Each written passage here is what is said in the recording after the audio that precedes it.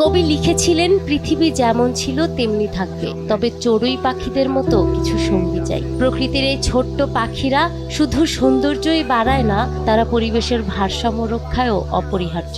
অথচ মানুষের অসচেতনতায় নষ্ট হয়ে যায় তাদের আশ্রয়। নড়াইলের লোহাগাড়ায় লক্ষ্মীপাশা কালনা সড়কের পাশে একটি গাছে বহুদিন ধরে শত শত দেশীয় পাখির বাস ছিল। রবিবার ভোরে স্থানীয় ব্যবসায়ী মুজিবুর রহমান পান্না গাছের সব ডাল কেটে ফেলেন। সন্ধ্যায় ফিরে এসে পাখিরা যখন দেখলো তাদের আশ্রয় নেই, তখনই হাজারো চড়ুইয়ের হাহাকারে ভারী হয়ে ওঠে আকাশ।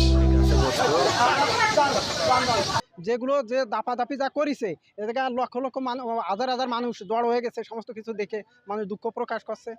এ পর্যন্ত প্রশাসনের পক্ষ থেকে কোনো আইনত ব্যবস্থা করিনি। টোটাল গাছটা নেড়া করে ফেলছে এবং পাখি খুব দুরবস্থা। নিজে দেখলাম যে পাখিগুলো তারের পর কীভাবে কিচিরমিচির করতেছে। এটা প্রচণ্ড রকম একটা অন্যায়।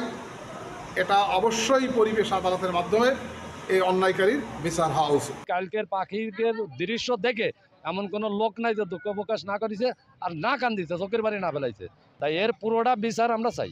ঘটনার ভিডিও সামাজিক যোগাযোগ মাধ্যমে ছড়িয়ে পড়তেই সমালোচনার ঝড় ওঠে। পাখি প্রেমীরা অভিযুক্ত ব্যক্তির বিরুদ্ধে আইনগত ব্যবস্থার দাবি জানান। পাশাপাশি স্থানীয়রাও গাছ কাটার দায়ে অভিযুক্ত পান্নার বিচারের দাবি করেন। গাছটাই দীর্ঘদিন ধরে প্রতি বছরেই পাখি এসে পড়ে, হাজার হাজার পাখি পড়ে। এখান থেকে হাজার হাজার মানুষে এই সেলফগুলারে তুলে বিভিন্ন বন্ধু বান্ধব অমুক তমুক এইগুলারে দেখায়।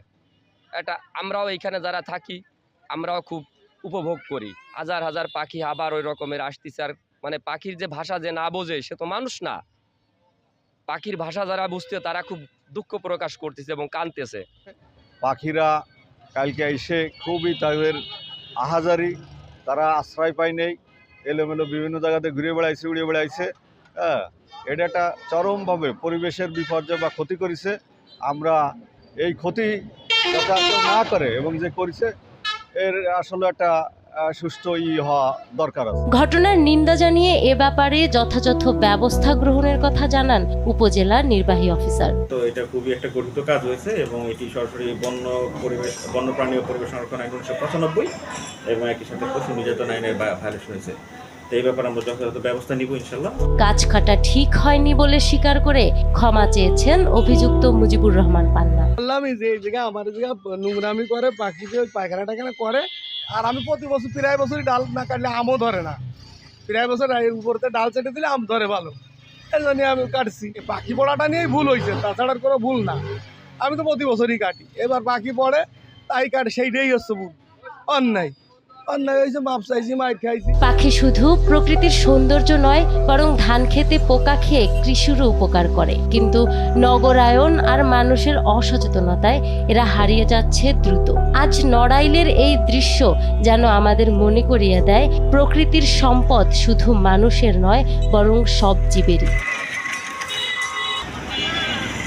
নাহার বৃষ্টি, নিউজ ডেস্ক, দেশ টিভি।